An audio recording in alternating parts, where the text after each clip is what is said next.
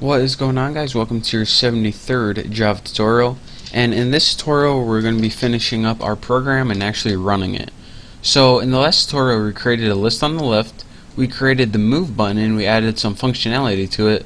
So now we go ahead and the only thing we have to do is create the list on the right. So let's go ahead and make right list and just go ahead and set it equal to new JList, and we don't need any parameters for it because by default we want nothing in it, so that's why we don't need any parameters for it right now. You can if you want, but I mean it'll be kind of useful. And hold on, let me itch my ear.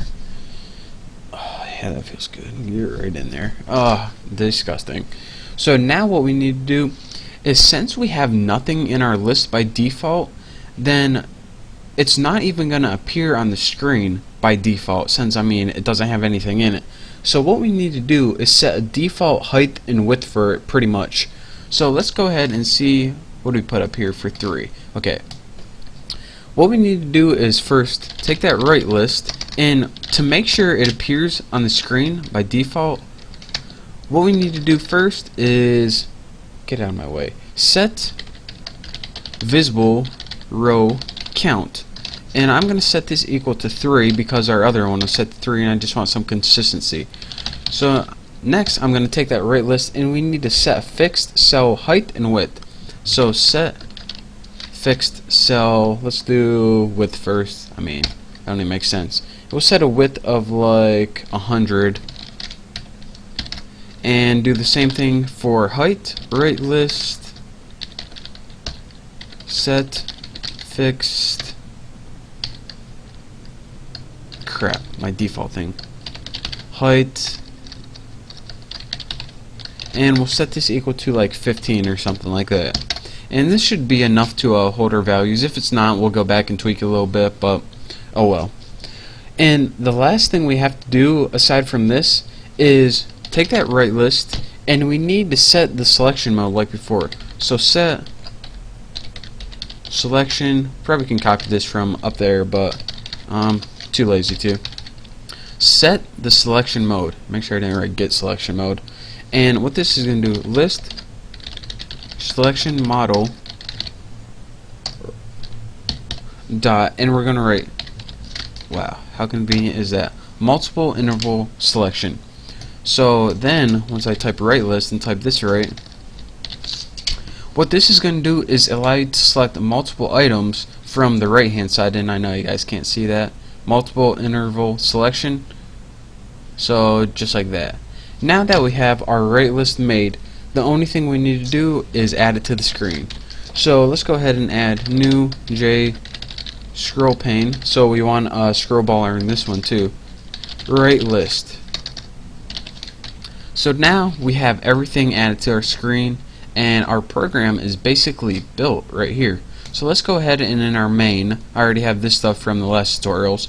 Let's go ahead and run this and see what we got.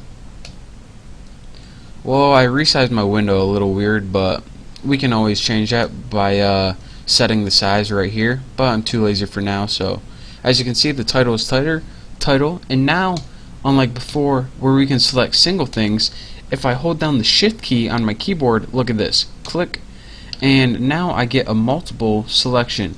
Or if I hold down control on my keyboard, I get that selection where you can select like every other one, or if you want to deselect something, just click it again, and now if you move it, you get bacon, more bacon.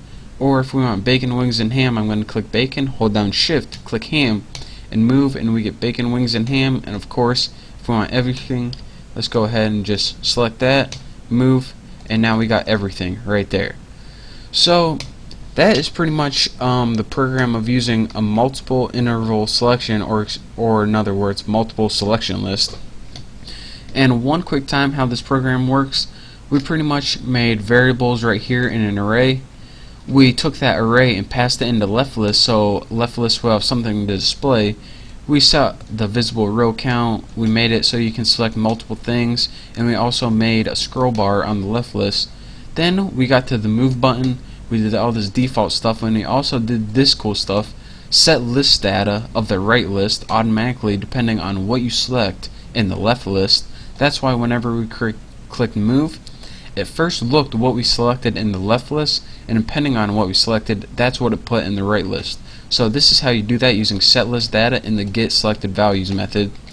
We added that button to the screen, and then what we did is we made a new right list that was empty by default, and since it was empty by default, it wouldn't display if we didn't give it a height and width. And now we made that list so you could select multiple things in it even though you didn't really need to. And last but not least, we added the right to the screen, so everything was added to the screen and it was good to go and it was good to run. So that is our final program using multiple selection lists. I hope you guys enjoyed it. Oh, I got the hiccups now. So thank you guys for watching. Don't forget to subscribe, and I will see you next tutorial.